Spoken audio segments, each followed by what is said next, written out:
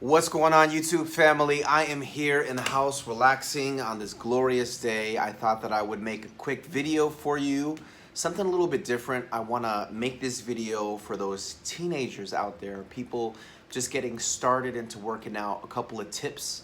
I'm going to freestyle just to give you an idea of what I did growing up, what made me successful, what kept me out of trouble as a kid, and also stuck with me to this day when it comes to training. It's a lot easier than it might be for other people that didn't train growing up, because I was able to build that muscle memory and get those gains early on.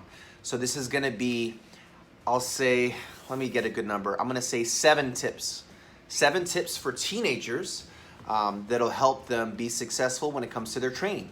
So if you're not a teenager, it's okay. You can still use some of these tips. If you know a teenager, send this to them. You might even be someone that has kids that are teenagers. You can show them this and hopefully it will help them out. I would have to say the first thing that helped me out when I was a teenager when it came to training was, number one, having role models. I had people around me that were doing it, that were good at it, and that was something that helped to motivate me, and I saw them getting better. I wanted to see myself getting better. So I think a huge part of it comes down to role models and people that you have in front of you, not just people that you see in magazines, right? Number one, have those role models around you that you can relate to, that you can ask questions. That's the first part. Second thing would be doing research on your own. I know growing up, I used to buy video game magazines all the time at the age of like 10 years old, 11 years old, 12 years old. As I became a teenager, I started getting more workout magazines, exercise, health and fitness, right? And I would read them from front to back, like word for word, every single article in the books. And that helped to get different ideas that the professional people were doing ingrained inside of my brain at a young age. And I could start to understand little tricks, hidden things that people didn't know I was doing at a young age. And that helped me a lot. Some people don't have access to that stuff, but nowadays it's different. If you have internet, you have access to everything, archives of different magazines and books, places you can download books for free so that you can learn these secrets, that I did growing up. And also, again, watch my videos too. I'll be giving those away for free. But yeah, so first one, role model. Second one, be hungry to get that information and go out and find those resources so that you can stay up to date when it comes to the training, the nutrition, the supplementation. Third thing, write things down. As a kid, I remember going to Puerto Rico for a month with my family. This was right when I graduated high school at the age of 17. Funny story, I actually joked around with my mom, I guess, and told her that my dream was to live in Puerto Rico for a month, and she took me seriously. And after I graduated back in the year 2000, she bought a plane pass, round trip ticket to go to Puerto Rico. I spent 1 month in Puerto Rico at the age of 17. Which I didn't mean to do that. That was a joke that turned into a reality, but that's another video in itself. But while I was on that trip at the age of 17, I had a little black notebook that I keep to this day, and I'll show you guys later on some of the pages of the notes that I used to take when I used to write down my workouts and what I ate and what supplements I took, and create lists of different exercises I wanted to try. If I was really sore, I could look back and I could see what it was that made me sore. If I tried a new exercise and I got super pumped, I knew because I wrote it down. I paid attention to my body and increased my self-awareness. I knew what worked and what didn't, so I could fine-tune things, right? The information that you learn is important. You need to test it out for yourself to see what works and what doesn't, but you have to remember what worked the best so that you can keep doing it. You got to create those formulas, and I think that writing things down, that is going to be the way for you to see success. And I tell people all the time, especially people that I train through video, through text messages, tell them you need to write down what you're doing for training. This is how you're going to succeed. Number 4, and I'm just freestyling this, I don't have anything written down. Number 4, I used to say this thing when I was younger, SSS, slow, stretch, squeeze. So it was my theory growing up that if you didn't have a good training, the reason why was because you were going too fast. You weren't actually feeling the exercise while you're doing it, especially on the eccentric portion. Eccentric means the negative portion, or when you're going down. So when I'm doing a curl, this is my bicep stretching. I want to make sure that I go up, but when I go down, slowly so that I can really feel that stretch. That's where you're gonna cause the most damage. When you eat, when you rest, you recover, you're gonna get the most recuperation and you're gonna get stronger in that muscle group. So going down slowly is gonna be the key, especially when it comes to lacking body parts. If you're the type of person that says, oh, my legs, they're so small, they're so weak. How fast are you going down? Maybe you're going down too fast. That's something you need to change. So S, slow. The other S, remember there's 3 S's, squeeze. So this is a 2-part thing. You got to make sure that you're squeezing the muscle that you're working, right? So if I'm working my back, I don't want to be squeezing my arms. I just want to focus on squeezing that muscle. But it's also when you're squeezing. So there's a lot of people that I'll see in gyms, they'll go to do, let's say, a bicep curl, and they'll go up. Once they get to the top, they squeeze. That's not the way you want to do it. You want to squeeze from a stretched position. So arms to the side right here. If I'm lifting a weight up, I want to make sure that I start squeezing from this position and then go up. It's going to help me to engage that muscle a lot more. It's going to tire me out. It's going to keep it so that I don't have to lift super heavy weights. I can get tired and pumped and have an effective workout with the lightest weights possible by using my muscle control and concentrating on my form, right? Another thing you're going to do, slow squeeze and stretch. There's some people that go to do an exercise and they may not stretch enough. And so what you want to do is make sure that not only are you squeezing from the bottom going all the way up, you're not going too fast, you're going slow, but you need to get that stretch. So an example for stretch, if I was to get on my toes and go up on my toes, I'd be working my calf, right? But if I'm standing on a floor, there's no stretch. So I'm not going to get a good workout. If I were to go on stairs, I can step on the stairs and I can literally go down and go up. That's going to be the stretch portion. By you getting that stretch on every single exercise, focusing on the slow eccentric phase going down, that's going to help you to get better stretch, better pump, better workouts, and it's going to help to keep you from injuring yourself as well and not get too tight.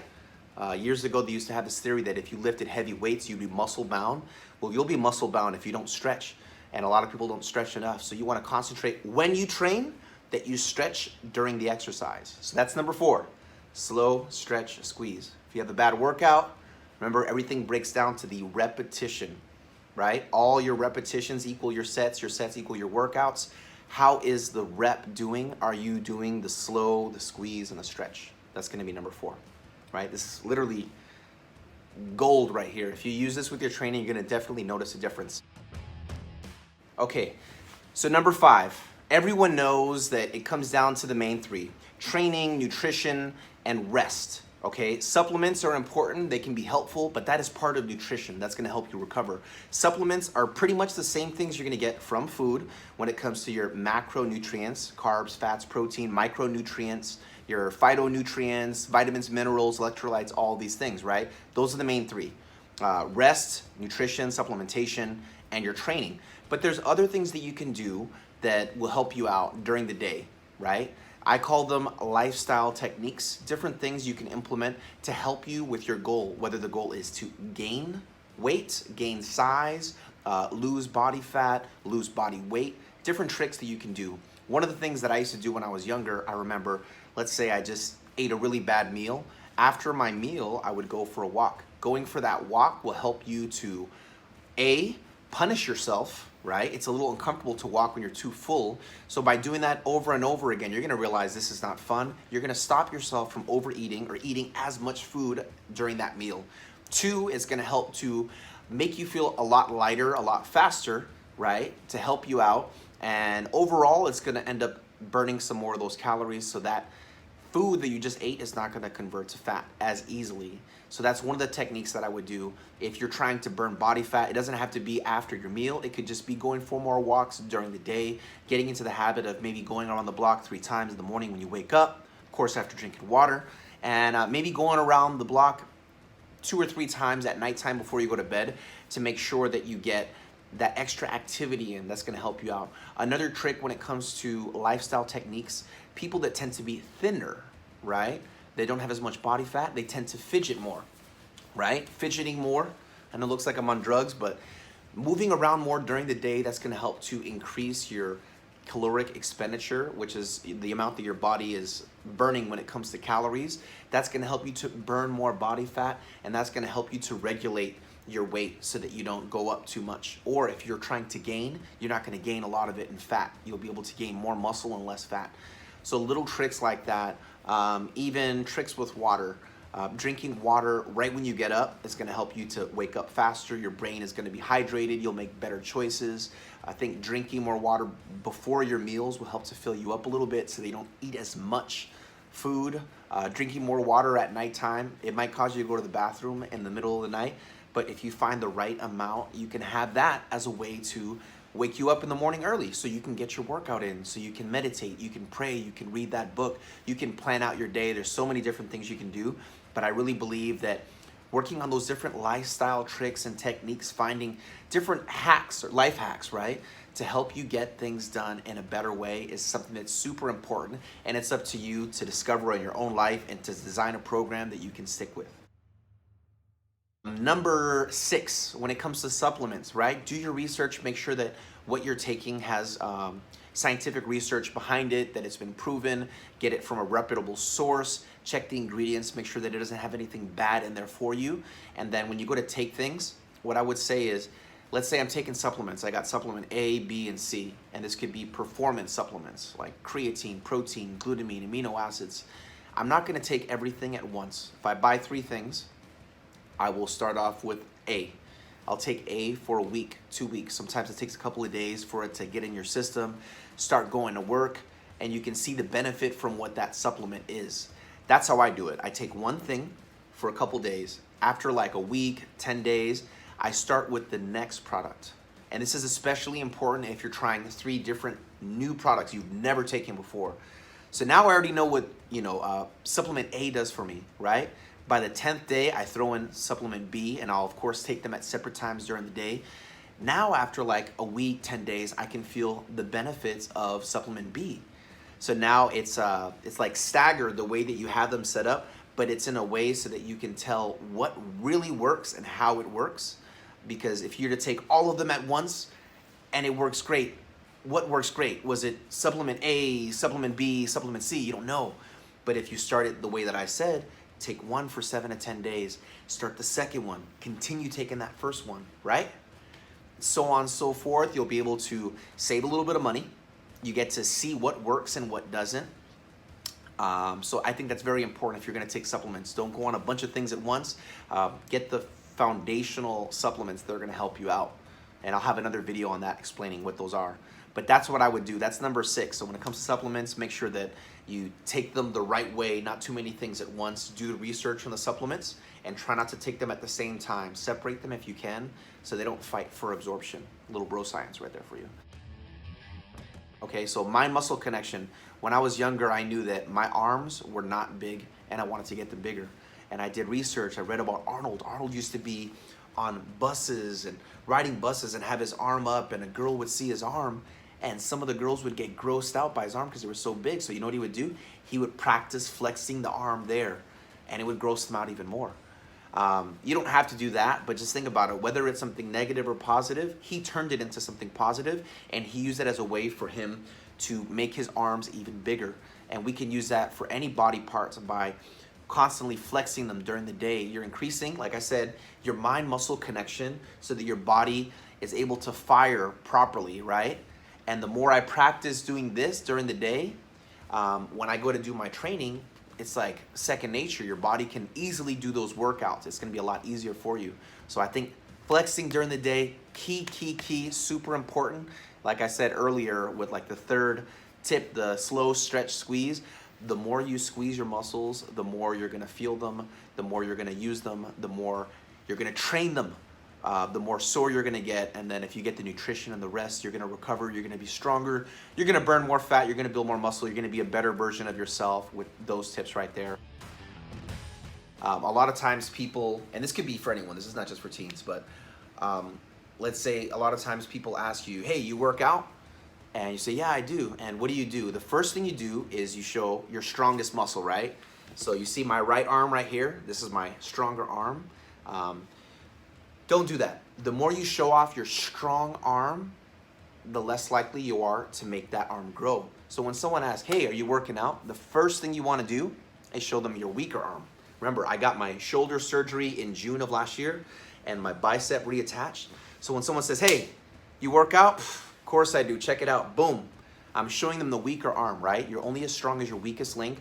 I'm also training that muscle. The more that I flex this, the bigger it's gonna get, the better I'm gonna be with my workouts, the more balanced my body's gonna be. There's other things that I can do to help my body when it comes to training to help balance out those imbalances so that my body looks proportionate. I'm not hurting myself, I have better performance, right? But it all comes down to little things like showing off the weaker side. So I want you to do that. Try that. Someone says you're working out, show them the weak arm and constantly flex that weaker arm, and eventually you will see that it will even out with the other arm. And those are gonna be my 8 tips for you. I hope you guys enjoyed it. I am going to leave those 8 tips written out on a black screen. You're gonna see it written up. Let me know what you think about those in the comments. I'm gonna give you more information, more tips, but I just wanted to do this. This is good for teenagers just getting into working out. You're just getting started, right? These are gonna be a couple tips that I think that are gonna be very useful for you. Let me know what you think. I'll talk to you guys soon. Peace.